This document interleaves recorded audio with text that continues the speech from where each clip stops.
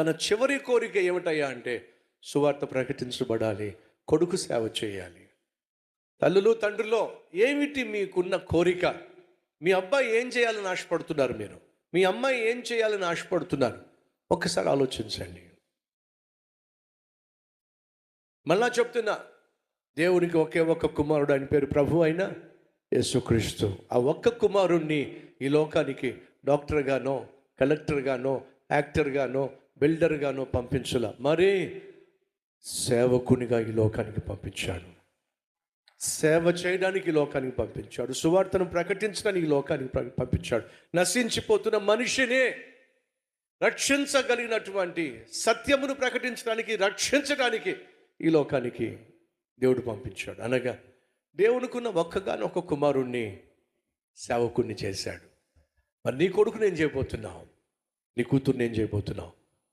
ఒకవేళ ఇద్దరు కొడుకులు ఉన్నట్లయితే, ముగ్గురు బిడ్డలు ఉన్నట్లయితే, కనీసం ఒక్కరినైనా దేవునికి అంకితం చేయి, దేవుని సేవకు అంకితం చేయి.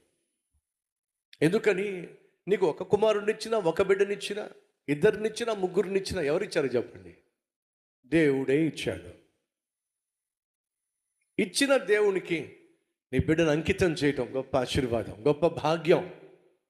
ఒకసారి ఆలోచించు. ఆ సహోదరుడు తల్లి మాటకు లోబడ్డాడు, తల్లికిచ్చిన వాగ్దానాన్ని క్రియల్లో పెట్టాడు. ఈరోజు సేవలో పాల్పంచుకుంటున్నాడు. అంతేకాకుండా తనకు వచ్చిన సంపాదనలో ప్రతి నెల దాచిపెట్టి అమ్మ మాటను నెరవేరుస్తూ సువార్తను లోకానికి అందిస్తున్నాడు. యేసుక్రీస్తు మరణించి తిరిగి లేచిన తర్వాత చివరిసారిగా ఆయన కోరిక ఏంటో తెలుసా?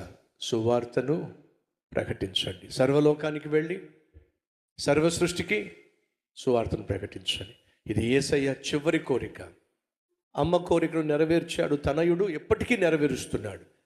మరి నాన్న కోరిక మనం కూడా నెరవేర్చాలి కదండి. ఏమిటా నాన్న కోరిక? సర్వలోకానికి వెళ్ళి సర్వ సృష్టికి సువార్తను పంచిపెట్టండి. ఇది దేవుని కోరిక. నశించిపోతున్న వారిని రక్షించగలిగింది సువార్త. పాతాళానికి పోయే వారిని పరలోకానికి చేర్చగలిగింది యేసుక్రీస్తును గూర్చినటువంటి సత్యవార్త. తెలిసిన నువ్వు మౌనంగా ఉంటే తెలియని వాళ్ళు నశించిపోతారు. నశించిపోతున్న వారిని వెతకి రక్షించటానికే యేసు ఈ లోకానికి వచ్చాడు. కాబట్టి ఆ యేసును గూర్చిన సత్య సువార్త తెలిసిన నువ్వు మౌనంగా ఉంటే ప్రతి సెకండ్ ఇద్దరు నరకంలోకి వెళ్ళిపోతున్నారు. ప్రతి నిమిషమో 120 మంది నరకానికి వెళ్ళిపోతున్నారు. కారణం తెలుసా? నువ్వు మౌనంగా ఉంటున్నావు కాబట్టి. వ్యక్తిగతంగా ప్రభువుకు సాక్షిగా జీవించు. వ్యక్తిగతంగా నీకు తెలిసిన సత్యాన్ని ప్రకటించు. సువార్తను నీకు తెలియని వారికి, ఇతర రాష్ట్రాల్లో ఉన్నవారికి, ఇతర దేశాల్లో ఉన్నవారికి కల్వరి స్వరం ద్వారా సువార్తను పంచిపెట్టే ప్రయత్నం చేయి. ఎందుకని? అది మన బాధ్యత. దేవుడు మనకిచ్చినటువంటి ఆజ్ఞ అతిక్రమమే పాపమైతే ఆజ్ఞను శిరస వహించటం దేవుని చిత్తం, ఆశీర్వాదం. సువార్తను లోకానికి అందిద్దాం. యేసయ్యను లోకానికి పరిచయం చేద్దాం. అది దేవుడు ఆజ్ఞ గనుక క్రియల్లో పెడదాం. ఫలితంగా దేవుని దీవెన మరింతగా పొందుకుందాం. కుటుంబంలో మనస్పర్ధల ప్రార్థన చేద్దాం సమాధానం కోసం. కొడుకు కూతురు పాడైపోయారా? ప్రార్థన చేద్దాం వారు బాగుపడలాగున. గర్భఫలం లేదా? ప్రార్థన చేద్దాం దేవుడు అద్భుతం చేయలాగున. ఈరోజు ఏదైనా కొరతతో వచ్చావా? ప్రార్థన చేద్దాం నీ కొరత ప్రభు తీర్చులాగున.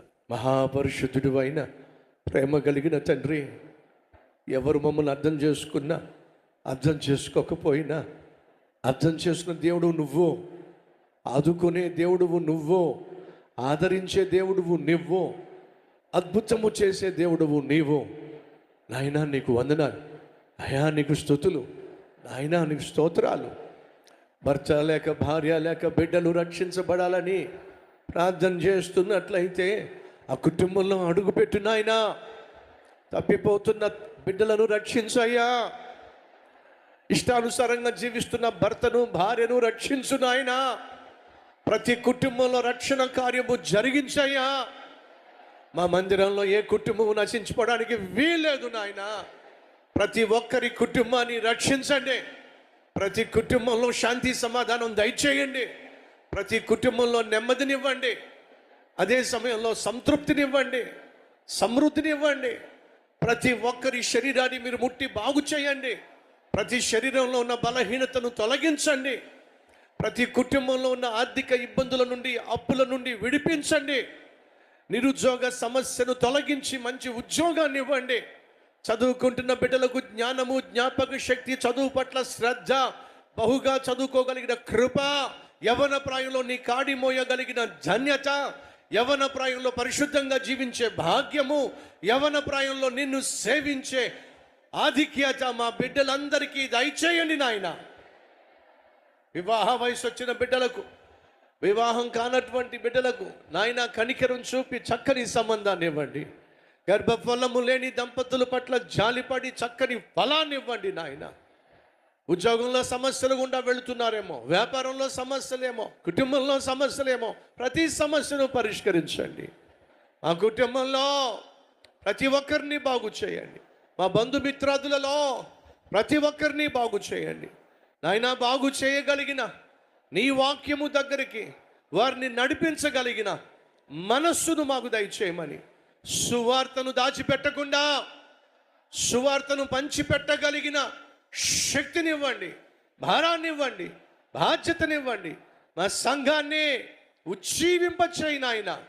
మా సంఘంలో అడుగు పెట్టే ప్రతి ఒక్కరిని రక్షించండి. వారి జీవితంలో ఆశ్చర్య కార్యము జరిగించండి. మా సంఘములన్నిటినీ మీ చేతికి అప్పగిస్తున్నాం. సేవకులందరినీ మీ చేతికి అప్పగిస్తున్నాం. సార్వత్రిక సంఘాన్ని మీ చేతికి అప్పగిస్తున్నాం.